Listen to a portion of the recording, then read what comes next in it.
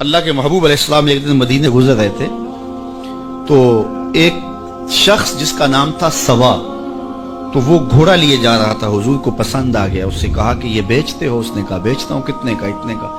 کہا کہ رکو میں اس کی قیمت لے کے آیا اور تمہیں دیتا ہوں۔ کسی نے اس کو رکے ہوئے دیکھا تو پوچھا یہاں کیوں کھڑے ہو؟ اس نے کہا مسلمانوں کے نبی سے اس گھوڑے کا سودا ہو گیا ہے، تو وہ قیمت لینے گئے۔ اس نے کہا مجھے زیادہ پیسوں سے دے دو۔ تو اس نے کہا میں تو یاد سودا کر چکا ہوں۔ اس نے کہا کہ کوئی گواہ تھا؟ کہا نہیں۔ کہا مکر جانا۔ اس کو پیسوں کی لالچ آ گئی، اس نے کہا ٹھیک ہے حضور، اتنے میں قیمت لے کے پہنچ گئے۔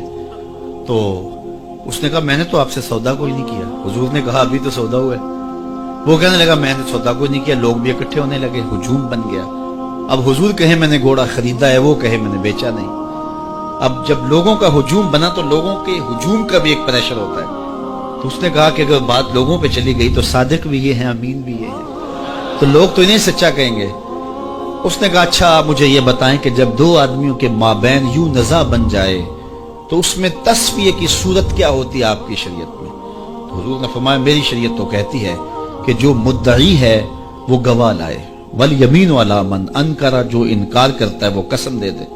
اس نے کہا پھر ٹھیک ہے، آپ کا دعویٰ ہے کہ آپ نے گھوڑا خریدا ہے تو پھر آپ گواہ دیں، اور اگر آپ کے پاس گواہ نہیں ہے تو پھر میں قسم دے دیتا ہوں۔ جھوٹ اس نے پہلے بول لیا تھا، قسم دینا اس کے لیے مشکل نہیں تھا، اس کو یہ بھی پتا تھا گواہ کوئی نہیں۔ تو اس نے کہا جناب آپ گواہ پیش کر دیں تو میں گھوڑا دے دیتا ہوں جس قیمت پہ آپ بتا رہے ہیں، اور اگر آپ کے پاس گواہ نہیں ہے تو پھر میں قسم دے دیتا ہوں۔ اب بھری بزم تھی، لوگوں کا ہجوم تھا، اور اس نے ایک ایسی بات کی۔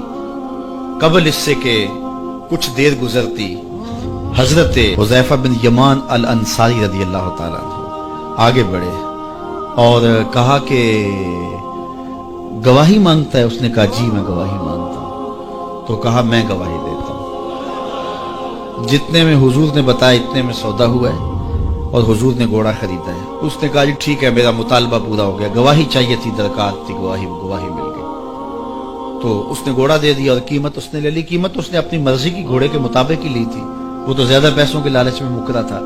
تو خیر اس کو راستہ نکلنے کا مل گیا۔ لوگ ہٹنے لگے تو حضور نے حضرت حذیفہ رضی اللہ تعالیٰ عنہ کو اشارے سے قریب کیا اور کہا کہ تم نے گواہی دی، تم تو موقع پہ موجود ہی نہیں تھے، تو تم نے گواہی کیسے دی؟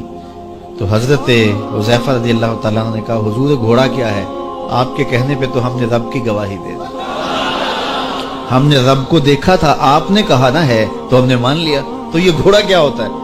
تو حضور نے حضرت حذیفہ کا ہاتھ پکڑ کے فضا میں بلند کیا اور لوگوں کو کہا جانے والوں رک جاؤ۔ لوگ ٹھہر گئے۔ کہا کسی عدالت کچہری میں گواہ کی ضرورت ہو تو میری شریعت 2 گواہ مانگتی ہے، لیکن جہاں میرا خزیمہ ہوگا، ہاں حذیفہ نہیں، خزیمہ بن ثابت انصاری رضی اللہ عنہ، جہاں میرا خزیمہ ہوگا وہاں ایک کی گواہی 2 کے قائم مقام ہوگا۔ فیض پہنچا اے رضا احمد پاک کا، ورنہ ہم کیا جانتے خدا کون ہے۔ میں اگر خدا سے ملنا چاہوں تو مجھے بتاؤ نہ کہ میں کدھر جاؤں، شرق کو جاؤں، غرب کو جاؤں، شمال کو جاؤں، جنوب کو جاؤں، نیچے سوراخ کروں، اوپر سیڑھی لگاؤں، کدھر جاؤں؟ آئیے ذرا قرآن کو اصول دیکھیے۔ وَإِذَا سَأَلَكَ عِبَادِي أَنِّي فَإِنِّي قَرِيبٌ، حبیب میرے بندے تیرے پاس آ کے میرا پوچھتے ہیں، بندے میرے ہیں، مجھے ڈھونڈتے ڈھونڈتے تیرے پاس آ گئے اور تیرے پاس آ کے پھر میرا پوچھنے لگے۔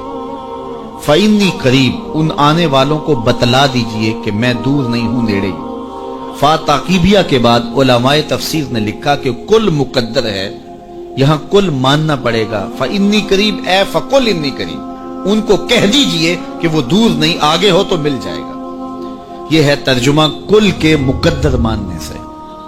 لیکن صوفیہ فرماتے ہیں کل کو مقدر ماننے کی ضرورت ہی کیا ہے، بات ہی سیدھی ہے۔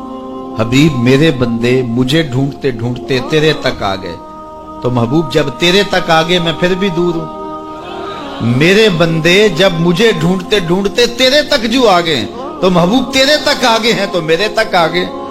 یہ تیرے پاس آ کے پھر میرا پوچھ رہے ہیں، جو تیرے پاس آگے وہ میرے پاس آگے، چونکہ تیرے تک پہنچنا ہی تو میرے تک پہنچنا ہے۔ تو کہا اگر خدا تک پہنچنا ہے تو مصطفیٰ تک جانا ہوگا، بس یہی راستہ خدا تک پہنچتا ہے۔